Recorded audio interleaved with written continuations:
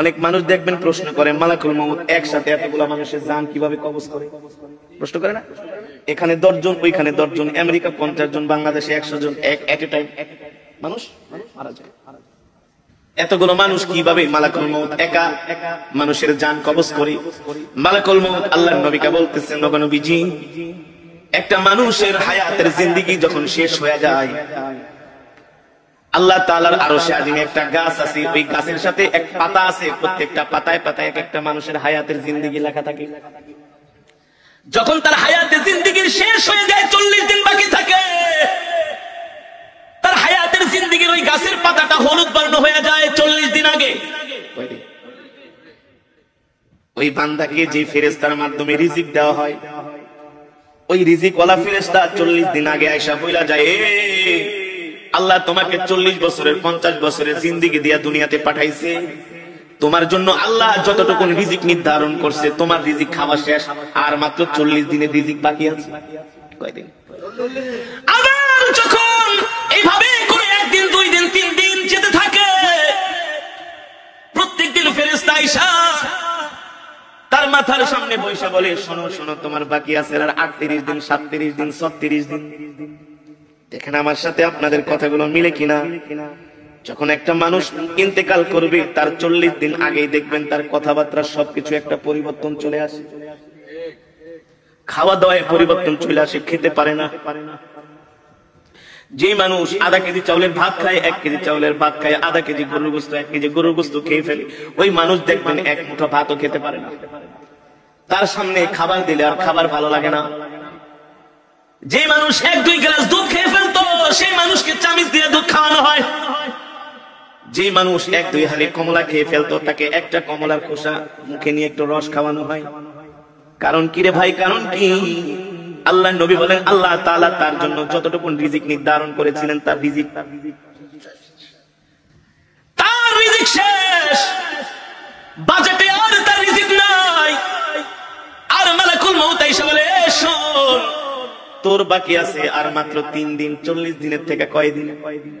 দেখবেন একটা মানুষ মৃত্যুর 3 দিন আগে তার কথাবার্তা আরো চেঞ্জ হয়ে যায়। আত্মীয় স্বজনকে দেখলেই তাকায় থাকে, এক পলকে তাকায় থাকে, দোকানের দিকে যেয়ে তাকায় থাকে, বাড়ির দিকে যায় তাকায় থাকে, সম্পদের দিকে যায় তাকায় থাকে। কারণ আস্তে আস্তে পৃথিবী তাকে ছেড়ে দিতেছে। আল্লাহ আল্লাহ, মালাকুল মউত এসে বলে, তুই এখনো কি তওবা করছ নাই? তোর মাত্র আর 3 দিন বাকি আছে। এই 3 দিনের বেশি আর দুনিয়াতে থাকতে পারবি না। তুই তোর গুনার জন্য আল্লাহর কাছে ক্ষমা চা।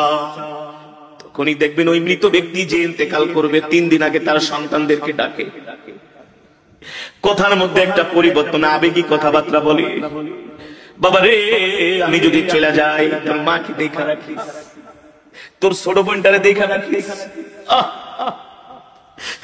আমি যদি মারা যাই, আমার ছোট ছেলেটারে তোরা কষ্ট দিস না। বলে কি বলে না? আস্তে আস্তে করে একটা পরিবর্তন চলে আসে, তার একেবারে খাওয়া দাওয়া বন্ধ হয়ে যায়।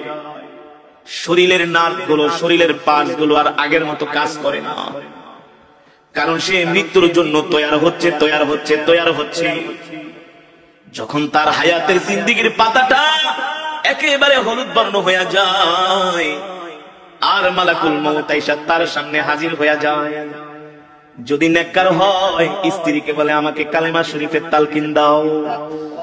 যে নেককার হবে, মুমিন হবে, আল্লাহর নবী বলেন, নেককার মুমিন মৃত্যুর আগে সে জানতে পারে। এই কারণে সন্তানদেরকে বলে, ওই জায়গায় আমাকে কবর দিবা, ওই জায়গাটার মধ্যে আমার জন্য কবর খুঁজা রাখবা। আর শোনো শোনো, আমার মৃত্যুর পরে বেশি দেরি করবা না, তাড়াতাড়ি আমাকে কবরে ঢুকাই দিবা। আমার মৃত্যুর পরে আমার জন্য কান্না করবা না। যদি আমি সন্ধ্যায় মারা যাই, এশারের আগে আমাকে কবর দিয়া দিবা। এভাবে নসিহত করে, ওসিয়ত করে। কারণ কি? আল্লাহ নবী সরকারে দো আলম বলেন, নেককার ব্যক্তির মৃত্যুর আগে সে সব জানতে পারে, সব দেখতে পায়। এই কারণে একজন জান্নাতি মানুষ সব সময় মৃত্যুর জন্য তৈয়ার থাকে, প্রস্তুত থাকে। ঠিক কিনা বলেন?